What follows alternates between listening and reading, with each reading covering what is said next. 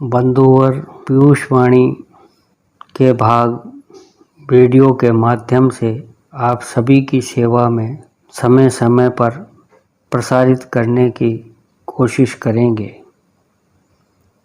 गुरु भगवान की दया और कृपा से यह सब संभव हो सकता है।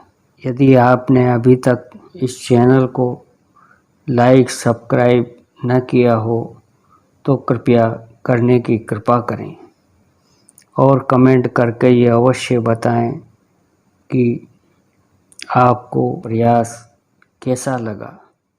जय श्री राम। पंच महायज्ञ 28/3/34। पूजा के पीछे आपने पितृयज्ञ की महिमा समझाई। साधक का धर्म है कि अपने गुरुदेव की आत्मा की शांति के लिए नित्य प्रार्थना करे। हे प्रभु, इनका नाम रोशन हो, इनकी आत्मा आप में परम विश्राम पावे, ऐसी ही अपने माता पिता के लिए प्रार्थना करें। जब कुल में भक्त जन्मता है सभी उससे आशा रखते हैं। उसी के माता पिता नहीं, अन्य भी सब अपनी आत्मा की शांति की आशा रखते हैं। राम नाम तो इसलिए है कि सब जहान तृप्त हो, सब ईश्वर की कृपा धार अपने हृदय में पावें। 23/9/34। सुबह पूजा के बाद अपने पितृयज्ञ की महानता फिर समझाई। यह श्राद्ध क्रिया तभी सफल होती है जब ग्रह देवी साथ देती है। बिना उसके हार्दिक संयोग के सभी यज्ञ अधूरे रह जाते हैं। उसके सुधार की पहली बात यह है कि स्त्री को स्त्री की दृष्टि से न देखें, कम से कम मित्र की दृष्टि से देखें। मनुष्य में कमजोरी तब आती है जब वह अपनी इच्छा से विषय भोग करता है।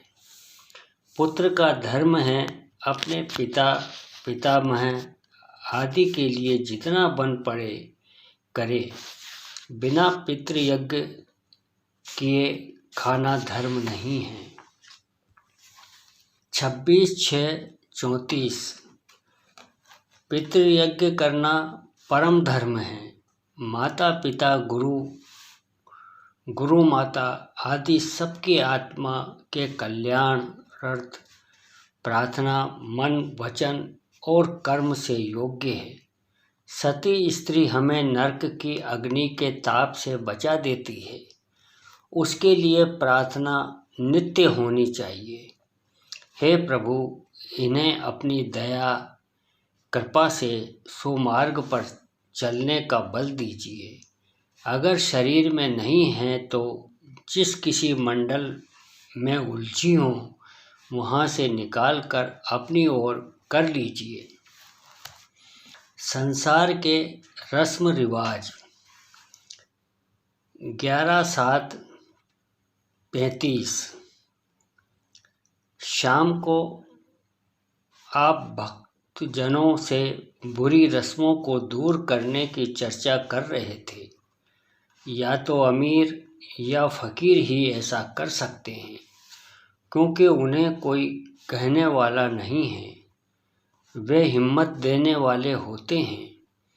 उनके अनुयायी जनों को चाहिए कि हिम्मत करें और जो गरीबों पर अत्याचार हो रहे हैं हरे। विवाह आदि रस्मों में व्यर्थ का बाह्य आडंबर इतना बढ़ गया है कि गरीब जनों के लिए वह भार रूप बन गई है। चाहिए कि हिम्मत वाले शख्स को तैयार हों और उन्हें सरल करें।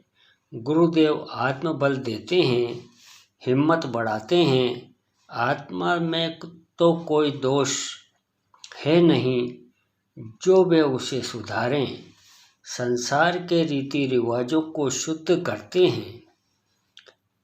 5/11 35। सुबह आपके चरणों में बैठने में चित्त की विशेष एकाग्रता नसीब हुई। नहा धोकर परम पूज्य परम संत जनाब मौलवी अब्दुल गनी खां साहब की सेवा में बैठा। आप समझा रहे थे कि सिनेमा के तमाशे जैसे महज एक छाया मात्र हैं, परंतु लोगों को सच्चे लगते हैं। ऐसे ही भक्तजनों की दृष्टि में संसार की शोभा है, इसमें दिल लगाना गलती है। उस मालिक से दिल लगाओ जिसने सब कुछ किया है। सिनेमा तथा गाने व बजाने की जगहों में जाने से भक्तजनों के दिल में दाग लगने का भय रहता है, बचना चाहिए। 7/7/34। जो अपनी स्त्री की शिकायत करता है अत्यंत निंदनीय अवस्था को प्राप्त होता है। दुनिया की बिगड़ी हुई रस्मों को या तो अमीर या महात्मा ही सुधार सकते हैं। परलोक संबंधी बातों को केवल महात्मा जो राम नाम सीखते हैं उन्हें चाहिए बिगड़ी हुई रीतियों को सुधारें, जिनसे सारे संसार के प्राणियों को कष्ट होता है। इनमें हिम्मत आनी चाहिए, नहीं तो आत्मोन्नति से क्या लाभ। 24/11/38। दिशाशूल आदि का विचार भक्तजनों को न करना चाहिए। सभी दिन ईश्वर के हैं। पुराने जमाने में जब कि सफ़र करने में खौफ था, तब लोग एक साथ ही एक ही दिन चलते थे। सर्वोत्तम चिकित्सा। 3/9/35। आपने डॉक्टर राम नारायण जी साहब से उनके बच्चे की हालत पूछी। पुनः पुनः ज्वर आने की बात सुनकर उन्हें दुख और आश्चर्य हुआ। आपने कहा, डॉक्टर साहब, आप बच्चे का ऊपरी इलाज करते हैं, उसके भीतर दृष्टि कीजिए।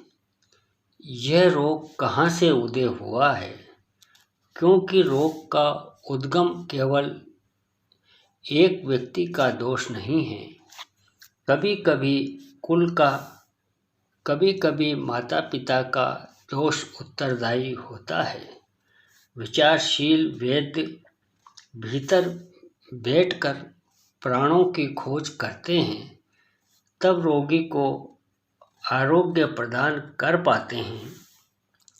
अनेक गंभीर बातें शरीर के विषय में समझाई।